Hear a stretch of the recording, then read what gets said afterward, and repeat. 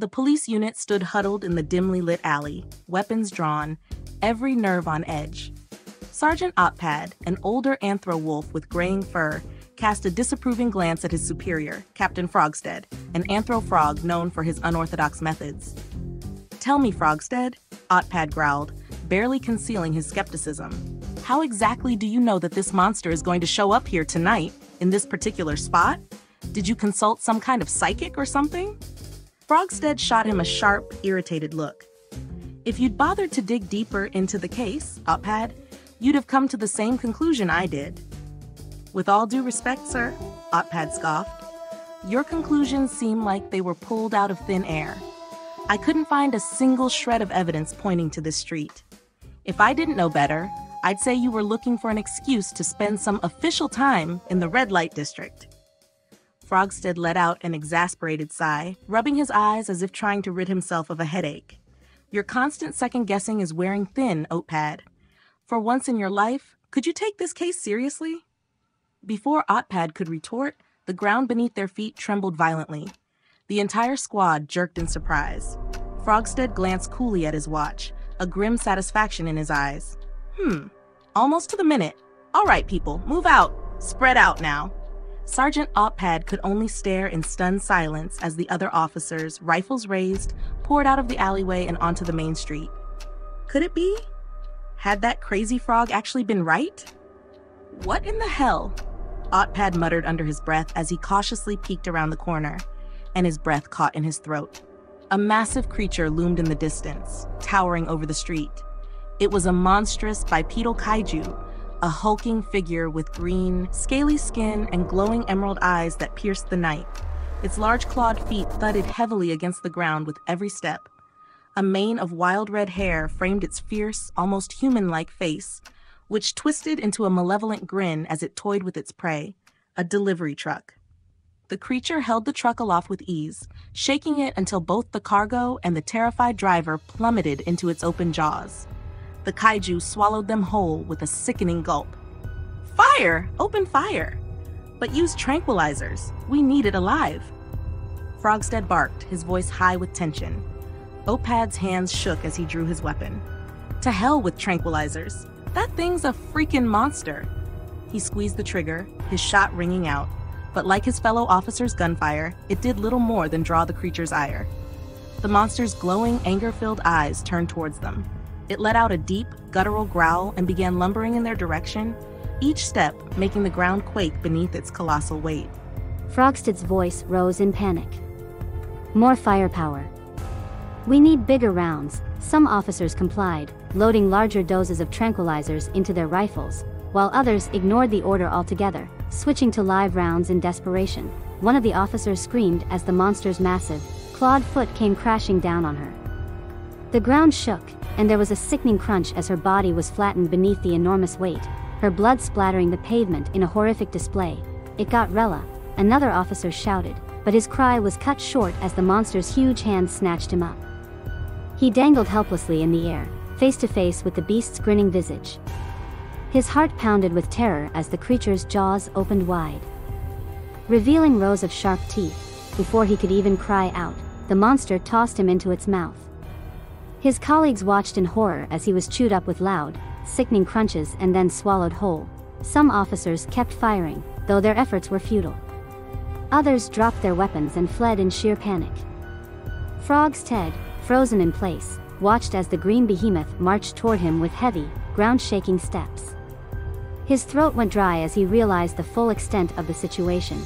"Damn it," he muttered under his breath, barely able to contain the trembling in his voice. "I've really underestimated you."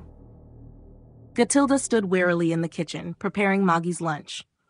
A deep sadness settled over her as she thought about how many times her daughter's lunch had been stolen by bullies. What made those kids think they had the right? Why were people so cruel? She hoped, more than anything, that this lunch would stay in Moggy's possession. With a sigh, she packed the lunchbox into a bag and placed it on the kitchen table. Just as she did, Moggy shuffled into the room, her eyes heavy with sleep. She slumped into a chair, resting her head on her elbow. "Morning, Mom. I'm so tired. I just want to go back to bed." Gatilda sat down next to her and slid the lunch toward her daughter. Moggy, I've noticed you've been really tired lately. I love that you and your new friend are getting along so well, but you two are on the phone late into the night. You need sleep, sweetheart. You'll have plenty of time in your life to talk. Moggy's tired eyes met her mother's, a hint of defiance in them. But Mom, you don't understand. I've never had a real friend before, and she's special. We just have so much to talk about. Gatilda sighed again. I know, sweetie, and I'm really happy you found such a good friend. Believe me, your father and I are so grateful Kyoko saved your life and that she's there for you at school. But you still need to take care of yourself and sleep. Moggy's mood shifted, frustration bubbling up. I need sleep? What about Kyoko? She doesn't have anyone to help her. Have you seen her room at the orphanage? She shares it with 5 other girls. She doesn't even have her own desk. Has to wait for a spot to open up. No one likes her there. She's an outsider everywhere. The least I can do is listen to her when she wants to talk. It's the only thing I can do for her. Without waiting for a response, Moggy grabbed the lunch and stormed toward the door, where her school bag was already waiting. She slammed the door behind her as she left, leaving Gatilda staring after her, taking a deep breath. As a mother, Gatilda's primary concern was her own daughter, but Moggy had a point. Poor Kyoko had no one who really looked out for her. The city's orphanages were overcrowded and severely underfunded. Gatilda wanted to help, but how? As a police officer, she already had enough on her plate. Still, her mind lingered on it as she prepared for her day. About 30 minutes later, Gatilda arrived at the precinct, sitting at her desk with her thoughts still on Moggy's outburst. She powered on her computer and was about to check her routine emails when the captain appeared at her side.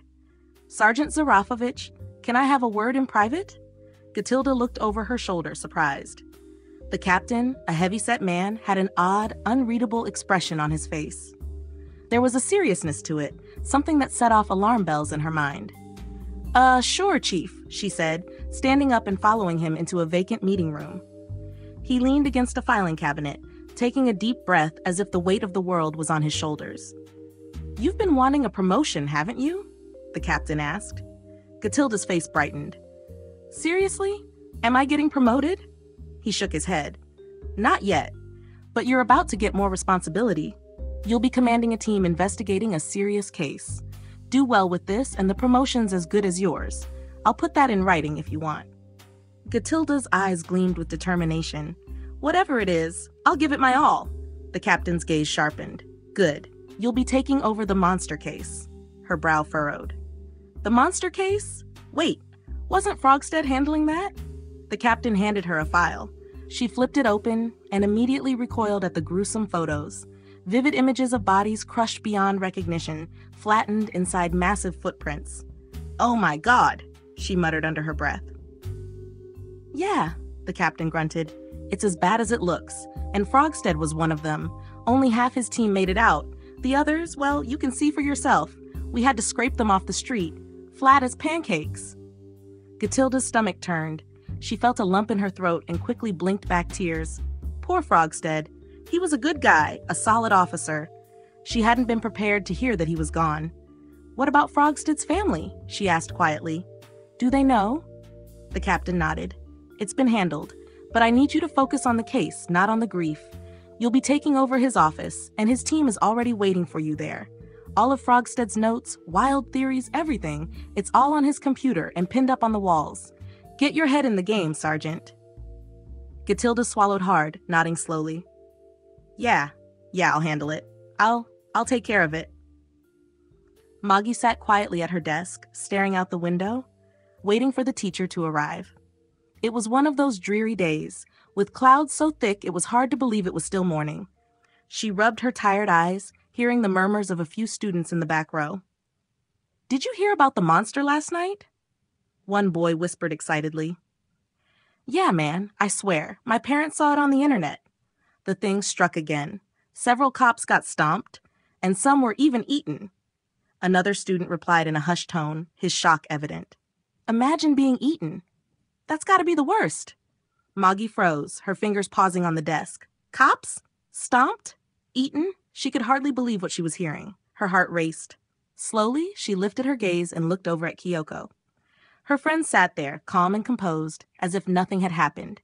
Noticing Moggy's stare, Kyoko met her eyes, but instead of showing any remorse, she merely shrugged nonchalantly, as if to say, "So what?" Moggy's mouth went dry. It was this indifference that disturbed her the most. During lunch break, Moggy headed to the cafeteria, but she barely reached the door when she was intercepted by an anthro lion, much larger and more muscular than her. It was Crawl, one of the worst bullies in the school. He crossed his arms and grinned, his sharp teeth gleaming. "Well, if it isn't the dumb giraffe, time to hand over your lunch. You know the drill," he said, his voice dripping with arrogance.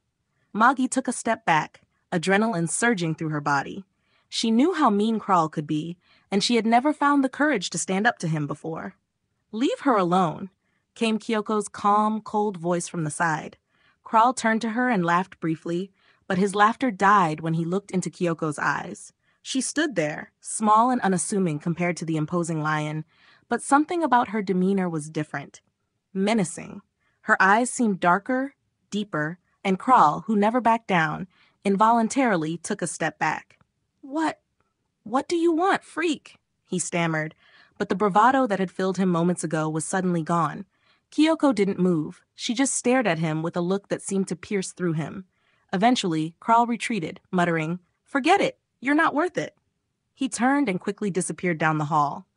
Moggy looked at Kyoko in astonishment. How did you do that?" Kyoko shrugged, a hint of amusement in her eyes.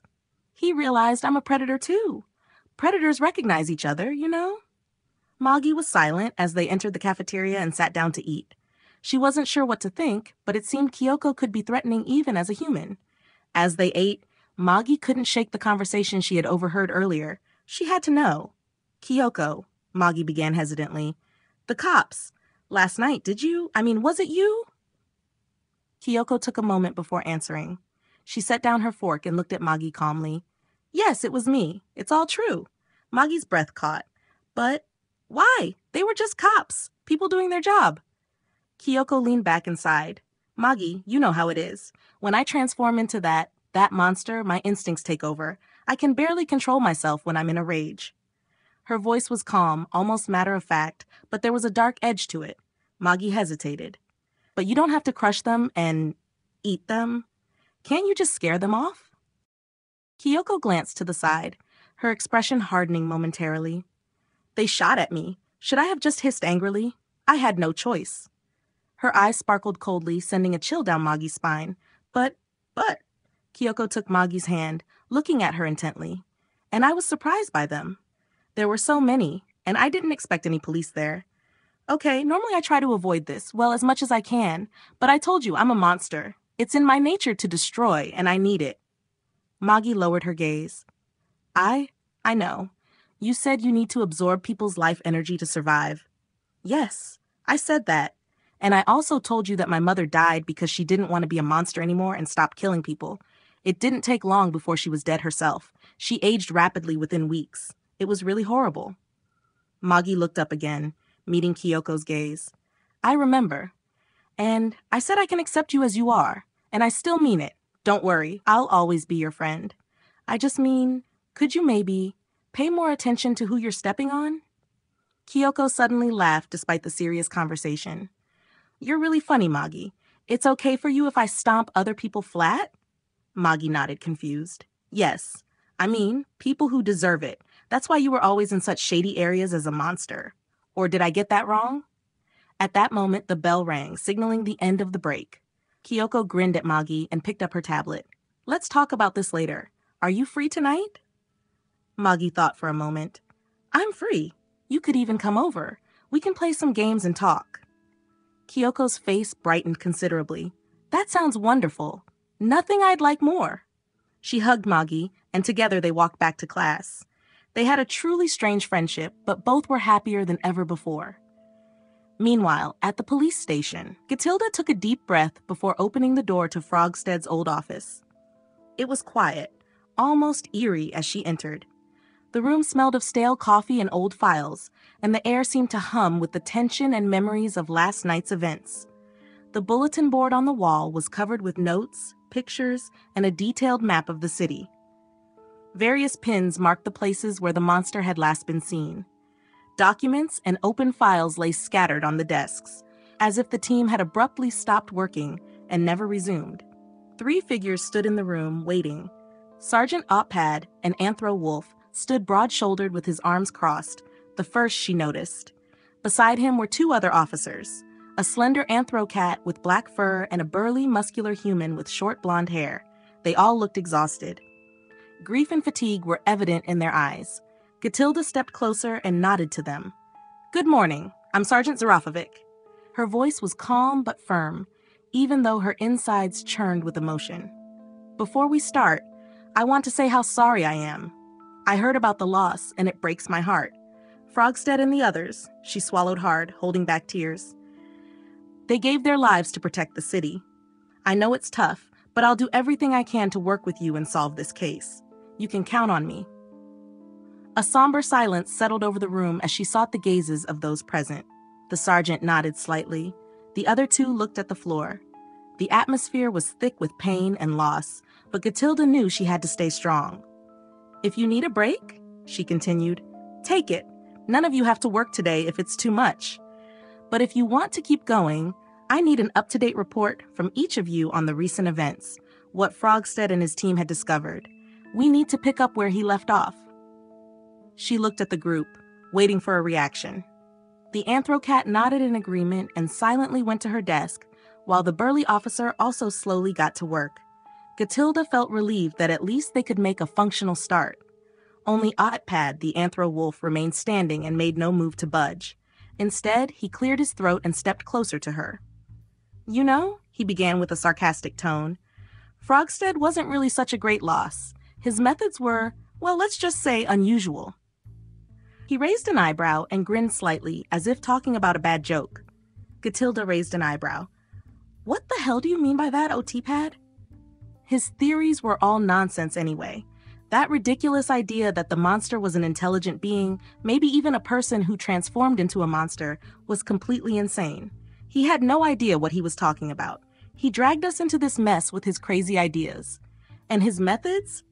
A joke. He never followed protocol. Maybe he'd still be alive if he had listened to the right people.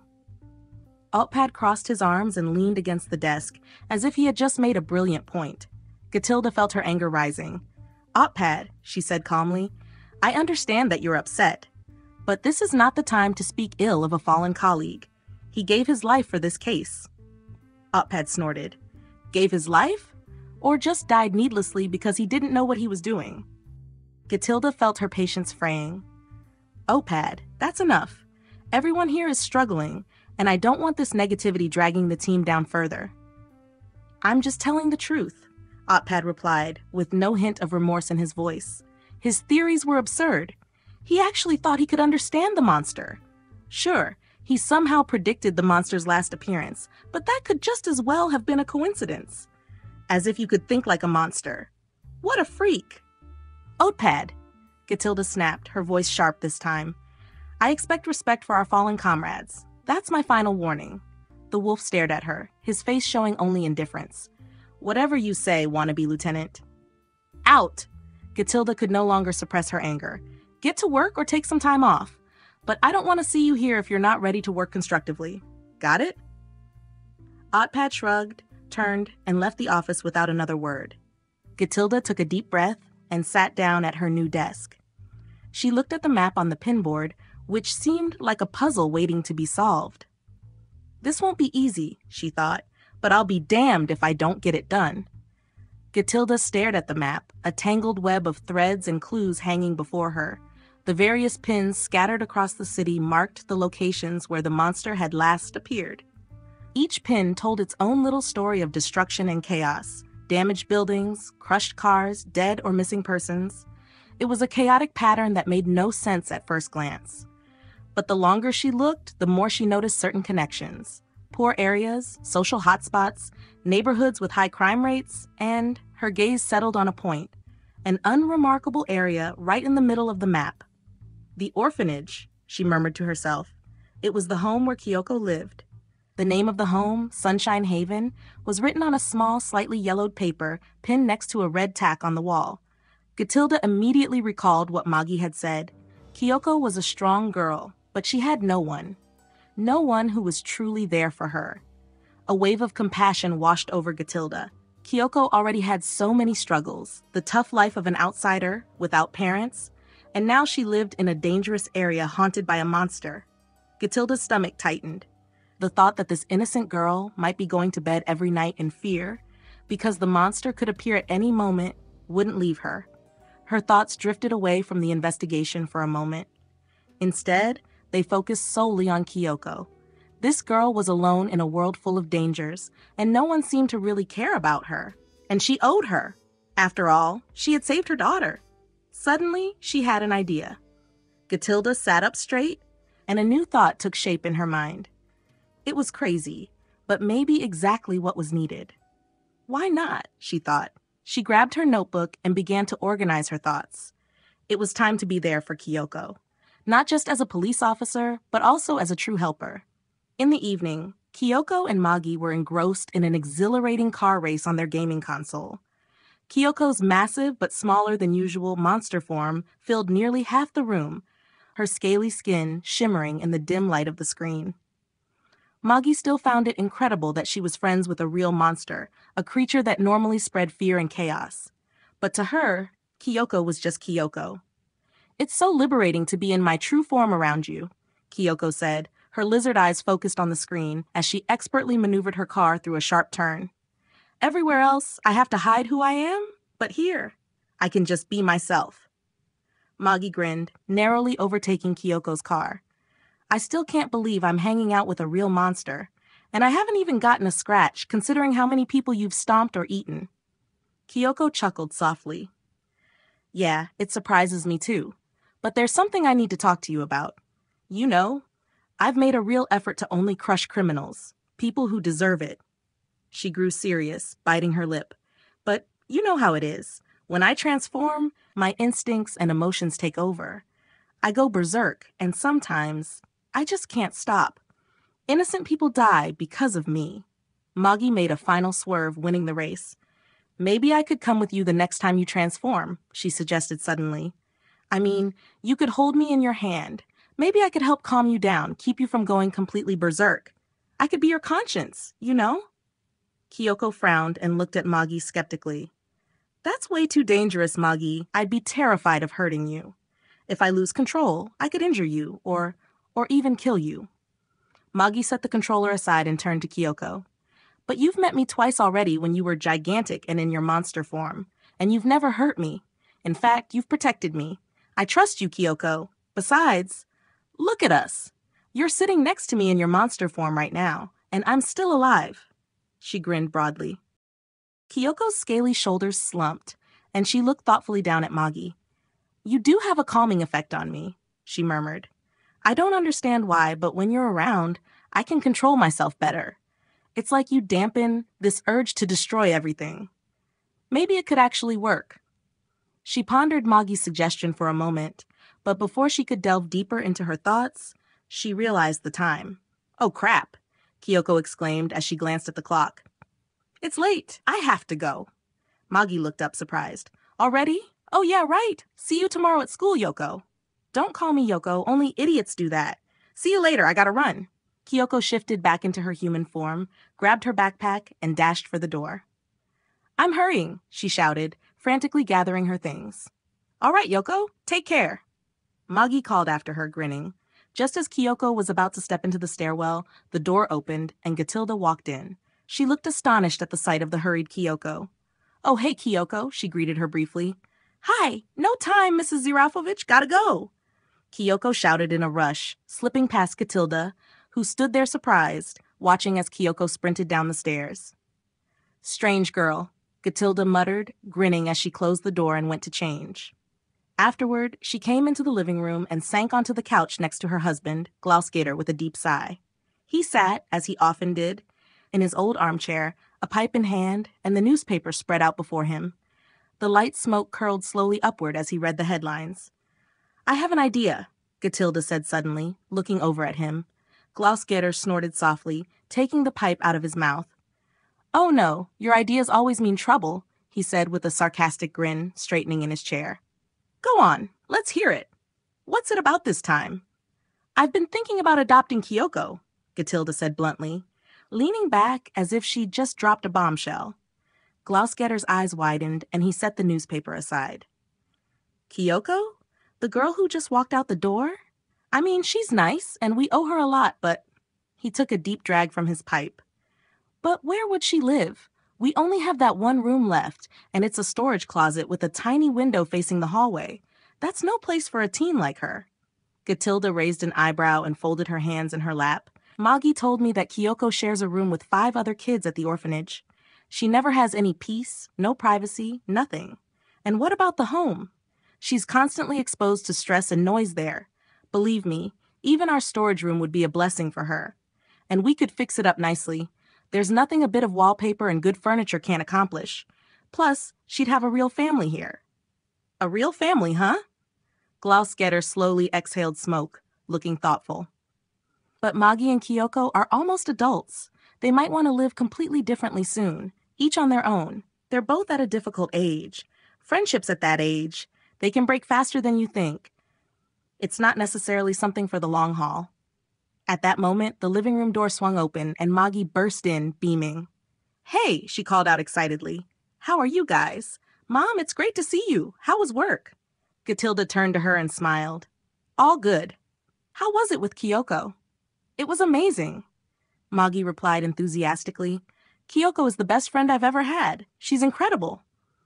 Without waiting for a response, Moggy dashed towards the bathroom to brush her teeth, while Gatilda watched her go.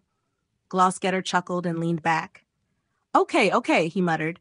"They do seem to be really good friends. I have to admit they are good for each other. That's undeniable."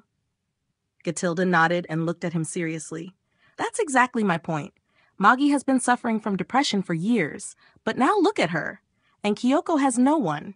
She's alone in this world. But here she'd have a family, and in Moggy a sort of sister. And at work, I might have a promotion in sight. With the extra salary, we could afford it comfortably." Gloucester took another drag from his pipe and blew out the smoke thoughtfully. "It's not about the money," he said calmly. "We have enough, and you know that. But still, it's nice to see your career going so well. Congratulations, darling." He looked over at her, a gentle smile in his eyes. "You know what? I have nothing against your idea. No, I even fully agree. But only on the condition that we ask both Moggy and Kyoko about it. They need to be part of this decision, then it's fine with me." Gatilda leaned forward excitedly and gave her husband a kiss. "You're the best. Thank you, love." The hours dragged on, and Moggy lay wide awake in her bed. The soft but clearly audible snoring of her parents filtered through the walls, but it brought her no comfort. Her thoughts still revolved around the conversations with Kyoko. She couldn't stop smiling, but suddenly the silence of the night was broken by a dull thud against the wall. Moggy sat up abruptly, her hands clutching the blanket, and her heart began to pound wildly. What was that? With wide eyes, she stared at the window. Just as she held her breath, she saw it. A gigantic, green, glowing eye looking down directly at her. Her first instinct was to scream, but before she could make a sound, she heard a familiar voice. "It's me, Kyoko." A soft laugh followed. "Haha, you were so scared!" Moggy exhaled in relief, but her heart was still racing with excitement. She climbed out of bed, pulled the curtains aside, and stood rooted to the spot as she gazed at Kyoko's enormous eye. At this immense size, it looked incredibly beautiful. The shimmering green of the iris glowed magically in the faint light of the street lamps. It sparkled like a gemstone, interwoven with delicate golden lines that circled the pupil. The deep, glowing green drew Moggy in, mesmerizing her. Despite its enormous size, it appeared gentle and fascinating, almost hypnotic.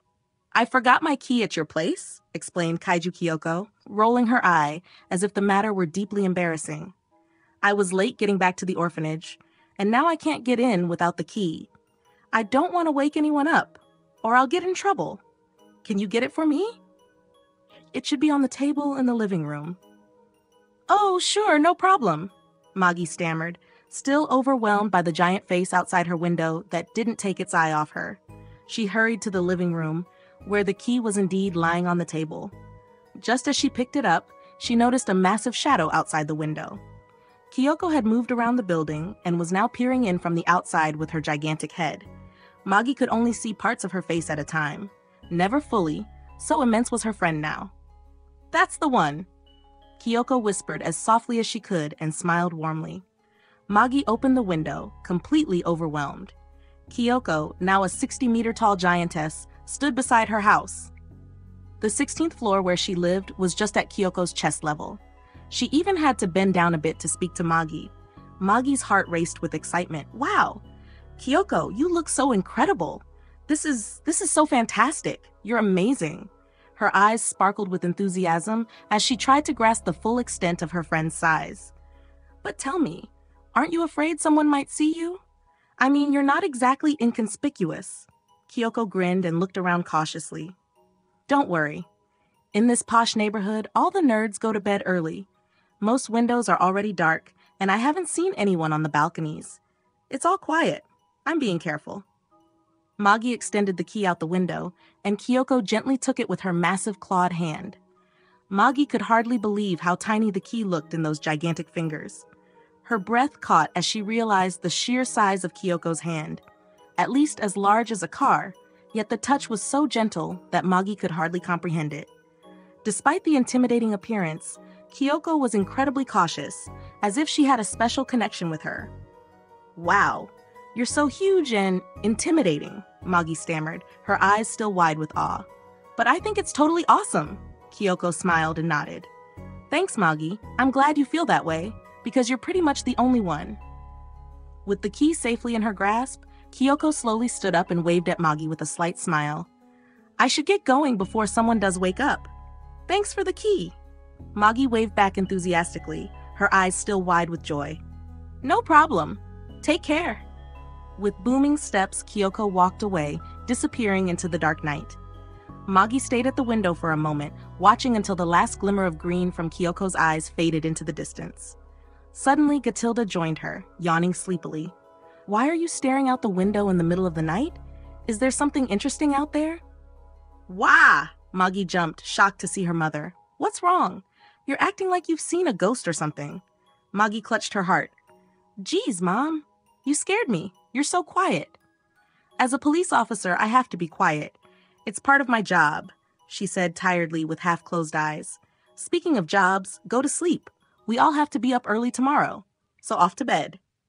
Relieved that her mother hadn't seen anything, Moggy finally returned to her bed, the events of the evening still fresh in her mind. She pulled the blanket over herself, feeling the warm glow of fascination and friendship that connected her to Kyoko. Her life had now become the purest adventure. Soon, she fell asleep and dreamt of her gigantic friend striding through the city, while she, Moggy, was safely carried in her hand. Kyoko moved through the city with a spring in her step, her enormous feet causing slight tremors with each step. But today, she wasn't in her usual destructive mood. Instead, her heart was filled with happiness and joy, especially after meeting with Moggy. The smile on her lips mirrored her good spirits, and she carefully avoided causing harm to anyone. "Why do I like Moggy so much?" she wondered as she turned onto a larger street. "She doesn't see me as a monster. To her, I'm just Kyoko, her friend. It's nice to have someone who understands and accepts me, no matter how big or dangerous I can be."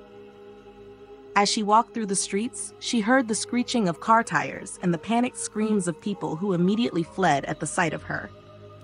Normally, she would revel in their fear, but today was different. She watched the small figures below her, mindful of where she stepped, and let the people escape. "No one will suffer because of me today," she thought, stepping gently across the streets. Kyoko eventually reached a grim neighborhood, notorious for its mafia activities, and its reputation was well-deserved. As soon as some criminals spotted her, they opened fire. The bullets bounced harmlessly off her skin, but this triggered something within her. "These people deserve no mercy," she thought, feeling a dark resolve rise within her. With a contemptuous look, she began crushing the attackers underfoot. With deliberate, slow movements, she stomped on the mafia members, listening to their screams and savoring the feeling of power as they were squashed beneath her soles. One last criminal remained, trembling with fear as Kyoko bent over him. Please, please don't hurt me. His pleading for mercy reached her ears, and she smiled playfully. I will grant you mercy, she said in a soft voice, but not the kind you wish for. Slowly, she straightened up, positioned her foot over him, and pressed down gently and very slowly. She felt the pressure build, heard his final whimper, and savored the moment as his body finally burst under her weight. Kyoko looked around and saw that no one had survived. With a satisfied smile, she shrank back to her normal human size. She stood in her own massive footprint and observed the mashed body of the last gangster. Poor guy, she thought briefly, but it's his own fault for joining the mafia. Somehow, the crushed body in her footprint looked amusing, and she felt no guilt. Well, maybe a little, but not as much as usual. After all, she hadn't hurt any innocent people today. Maybe Moggy was right, and the giraffe could have such a positive influence on her that she would have better self-control. Time would tell. With these thoughts in her head, she continued walking towards her home, the smile on her lips unchanged. Today had been a good day, both for Kyoko as a person and as a monster, and Kyoko felt more alive than ever.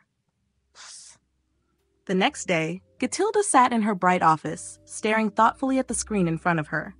The blinking loading indicator on her computer suggested that the files from Frogstead would soon be fully loaded. Interestingly, Frogstead had left no written notes. Instead, he had recorded everything as audio files, which surprised Gatilda. Who did that anymore? It was a strange, yet somehow charmingly old-fashioned approach. Logbook, she read the headline of the files on the screen, and a slight smile crossed her lips. Of course, he called his notes a logbook, she murmured quietly to herself. Gatilda could easily imagine Frogstead making these recordings. A man who always knew exactly what he wanted and always carried a hint of eccentricity. Taking a deep breath, she clicked on the first file and leaned back in her chair as Frogstead's voice filled the room. His voice was warm, soothing, and surprisingly pleasant. It's really a shame he's dead, Gatilda thought, feeling a slight pang of regret. The deep, well-modulated tones of his voice were almost comforting as he spoke about his observations. Odd guy, but likable, she continued thinking. His way of seeing the world had a quirkiness that Gatilda liked. In his recording, he talked about his theory that the monster terrorizing the city was actually an intelligent person. Frogstead displayed an astonishing meticulousness as he recounted how he had analyzed the monster's behavior over weeks. The monster always appears after sunset, he said in a contemplative tone, and it specifically targets areas with high crime rates. There's a pattern. It seems to focus more on criminals. I've compared the statistics of gunshot victims in these districts with the monster's death toll. The soft clicking of a keyboard could be heard as he apparently searched through his data. Gatilda leaned forward, searching the statistics in the files, and indeed, he had saved everything. And interestingly, the monster has killed fewer people than the criminals in these neighborhoods, Frogstead continued. It seems to have primarily targeted and crushed criminals, as if it were some sort of self-appointed enforcer. But I can't deny that many civilians were among the victims too, possibly collateral damage. But of course, this behavior is absolutely unacceptable. That's why the monster must be stopped. Gatilda felt a shiver run down her spine. Frogstead's insights were captivating, and the more she listened, the more she saw how deeply he had immersed himself in this theory. He even spoke of putting himself in the monster's shoes to predict its next move.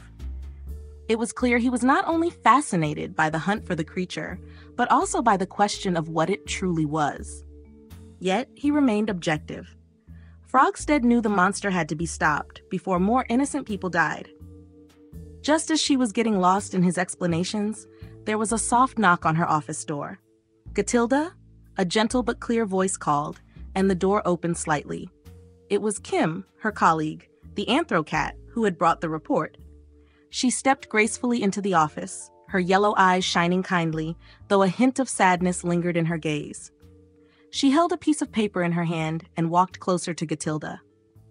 I just wanted to bring you the report you requested. Well, that, Kim said, handing the paper to Gatilda. Everything we know about the recent sightings of the monster is in there.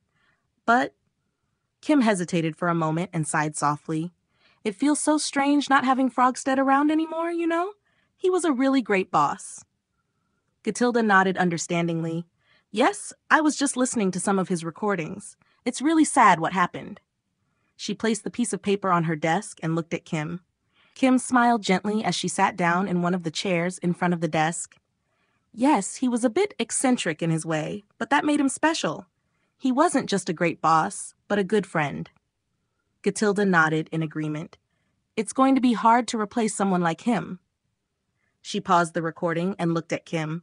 Have you ever thought about what he found out about the monster? Kim tilted her head slightly, considering. Yes, he was convinced that the monster was more than just an uncontrollable creature. Maybe a shapeshifter or something. And if I'm honest, part of me thinks he might have been right. Most people think it's nonsense, but Frogstead had a knack for these things. But whatever it is, we need to stop it. Gatilda leaned back in her chair and nodded again. Yes, you're probably right. Anyway, let me know if you have anything else for me. No matter how crazy it sounds, I want all the info and ideas on the subject. Kim nodded to Gatilda before turning to the door. Will do. They exchanged brief farewells, and then Gatilda turned back to her computer and pressed play to continue listening to Frogstead's recording. But her eyes kept wandering to the phone.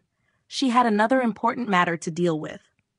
The sun was high in the sky as Kyoko and Moggy sat together during their lunch break, opening their lunchboxes.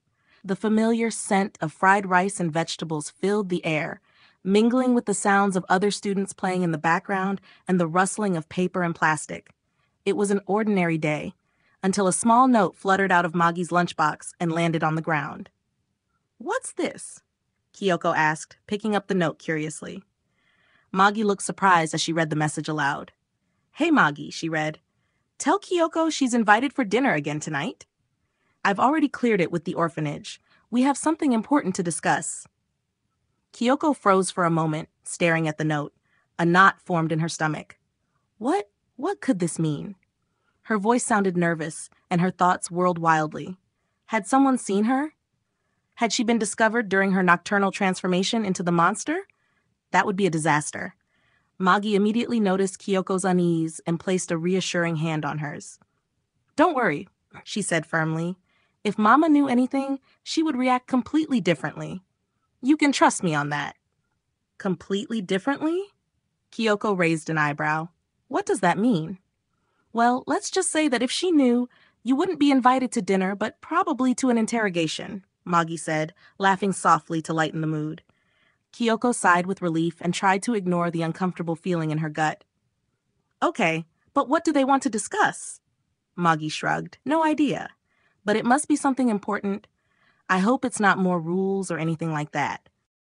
Hours later, after a long and nervous school day, Kyoko and Moggy arrived at the apartment and were immediately greeted by the scent of freshly cooked food. Sit down, Gatilda said with a warm smile as she placed steaming plates on the table. Her eyes sparkled as she looked at the two girls. Moggy and Kyoko obediently took their seats, but both could feel the tension in the air. Tonight was different. Something more significant was happening. So, Gatilda began after she had taken her seat. We have an important announcement to make today. Moggy looked up. What's going on, Mom? Why so mysterious? Gatilda smiled and exchanged a brief glance with her husband, Glaus Gator, who sat quietly in his chair, puffing on his pipe as usual. Then she turned back to the girls. Kyoko, as you know, we are very grateful for everything you have done for our daughter. You two have spent a lot of time together, and we've come to realize something. She paused to let her words sink in. We've thought it over, and we would like to adopt you as part of our family, Gatilda finally said with a warm smile. Her eyes shone with joy and pride. We've already spoken with the orphanage, and they are agreeable. Kyoko could hardly believe the words.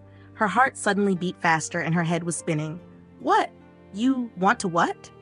Her voice was soft, almost disbelieving. Glaus Getter, who had been silent until now, leaned forward and spoke in his calm, deep voice. Yes, Kyoko, we've given it a lot of thought. You practically already belong to our family, and it just feels right. We want to give you a home where you feel comfortable and safe. I don't know what to say, Kyoko stammered, still trying to process the news. Her hands trembled slightly as she stared at the table. Moggy, equally astonished but beaming with excitement, exclaimed, "Oh yes, that would be awesome, Kyoko. We'd be like sisters. That would be so cool." "This is not an easy step, Kyoko," Getter continued, his voice gentle but serious. "We know you've been through a lot, and we want to make sure you feel at home here. We only have a small room that we could offer you. And," Gatilda nodded and interrupted him, "and we would, of course, support you in every way. There's no pressure. If you need time or have any concerns, that's perfectly fine. But we hope you'll think about it and know that we've grown very fond of you." Kyoko, still stunned, looked at Moggy, who smiled encouragingly at her, and then back at the two adults. The warmth and sincerity emanating from Gatilda and Getter touched her deeply. A feeling of relief and happiness welled up inside her, and for the first time in a long while, she felt truly wanted. A feeling she hardly knew. Why are you all so kind to me? Thank you," she finally said, her voice breaking a little. "I don't know what to say. We would be truly delighted if you became part of our family," Gatilda said softly and embraced Kyoko. Kyoko could no longer hold back the tears and let them flow freely, while Moggy joined the embrace. The evening, which had started so mysteriously, ended in an emotional outburst. A positive one. Kyoko didn't know what to think or feel. But what she did know was that her life was about to take a new, meaningful direction. To be continued. That was the third story about Moggy and her monster friend Kyoko. We hope you enjoyed the story. If you did, give us a thumbs up. We appreciate your comments. For more stories, subscribe to our channel, and if you want to support us, check out our Patreon page. Thank you!